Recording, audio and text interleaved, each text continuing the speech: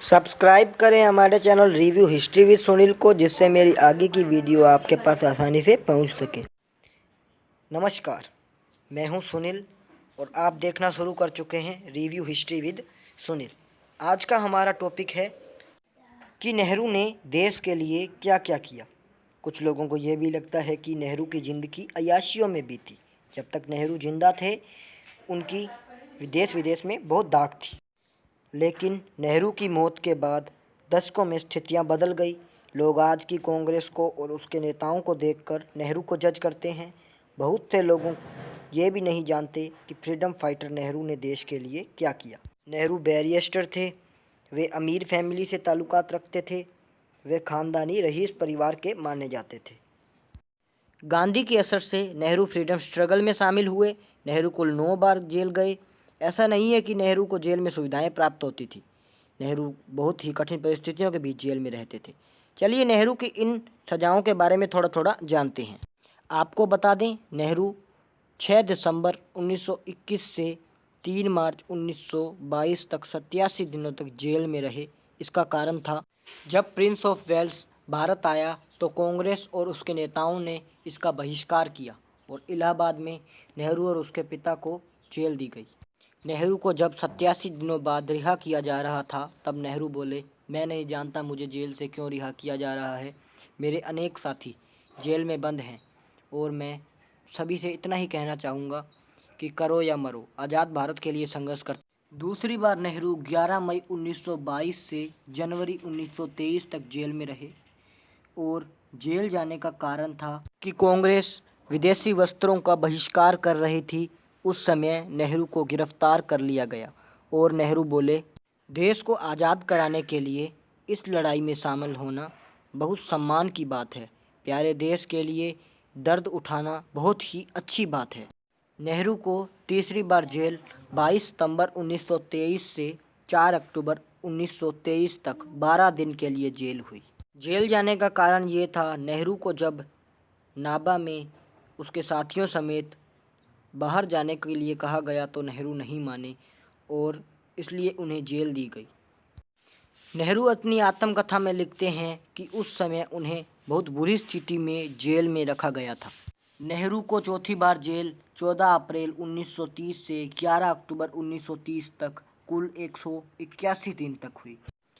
इस सज़ा का कारण ये था, जब सविनय अवज्ञा आंदोलन के विशाल रूप ले लिया तो अंग्रेज सरकार तंग आ गई और नेहरू और उनके साथियों को जेल दे दी गई।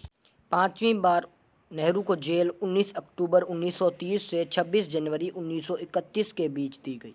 इस जेल का कारण था कि नेहरू ने किसानों को एकत्रित किया और उन्हें अंग्रेज सरकार को टैक्स ना देने के लिए किया। अपने केस ट्रायल के दौरान नेहरू ने कहा था कि आज़ादी, गुलामी और सच झूठ के बीच में कोई समझौता नहीं होना चाहिए। हमें यह मालूम हो चुका है कि खून बहाकर ही आज़ादी मिल सकती है। नेहरू पांचवी बार जेल 26 दिसंबर 1930 से 30 अगस्त 1933 तक 614 दिनों के लिए जेल में रहे। इस सज़ा का कारण था कि नेहरू ने किसानों से अपील की, जब तक अंग्रेज सरकार किसानों की परेशानियां दूर नहीं करती तब तक ज़मींदारों को लगान ना दें। ये अपील हिट हुई और इस कारण नेहरू को जेल दे दी गई। नेहरू को सातवीं बार जेल 12 फरवरी 1934 से 3 सितंबर 1935 तक 558 दिनों के लिए हुई। इस सज़ा के पीछे यह कारण था कि जब नेहरू कोलकाता के अल्बर्ट हॉल में भाषण दे रहे थे, तब अंग्रेज सरकार ने उन्हें गिरफ्तार कर लिया और राजद्रोह का मुकदमा चलाया। तब नेहरू बोले, अगर आज़ादी का मतलब राजद्रोह है तो यह राजद्रोह में बार बार करेंगे। 31 अक्टूबर 1940 से 3 दिसंबर 1941 तक नेहरू 399 दिन जेल में रहे। नेहरू को यह सज़ा मिलने का कारण था कि विश्व युद्ध शुरू हो चुका था। कांग्रेस ने भी वॉर कमेटी बनाई, नेहरू इसके अध्यक्ष थे। इस लड़ाई में इस कमेटी ने प्रस्ताव रखकर मांग की कि ब्रिटिश सरकार भारत को आज़ाद करे। इस प्रस्ताव के लिए नेहरू ने गोरखपुर में भाषण दिए, जिससे उन्हें जेल में डाल दिया गया। नौवीं और अंतिम बार जेल 9 अगस्त 1942 से 15 जून 1945 तक 1041 दिन जेल में रहे। यह सज़ा नेहरू की सबसे लंबी और आखिरी सज़ा थी। इसी जेल में नेहरू ने डिस्कवरी ऑफ इंडिया किताब लिखी। इन सारी सजाओं को जोड़ेंगे तो कुल 8 साल 11 महीने का वक्त नेहरू ने जेल में बिताया। नेहरू के योगदान के किस्से इतने ही नहीं हैं, यह लिस्ट बहुत ही लंबी है। आज़ादी के सबसे कच्चे और सबसे शुरुआती दौर में नेहरू ने भारत का नेतृत्व किया।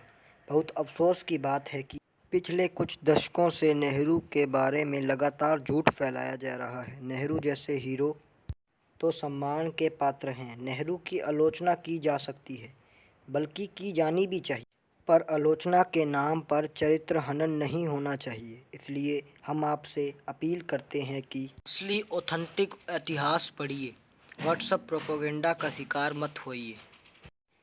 तो अंत में आपको हम एक बार फिर याद दिलाना चाहते हैं, अगर आप हमारे चैनल पर नए हैं तो सब्सक्राइब करें और ऐसी और इंटरेस्टिंग वीडियोस के लिए बेल आइकन को दबाएं।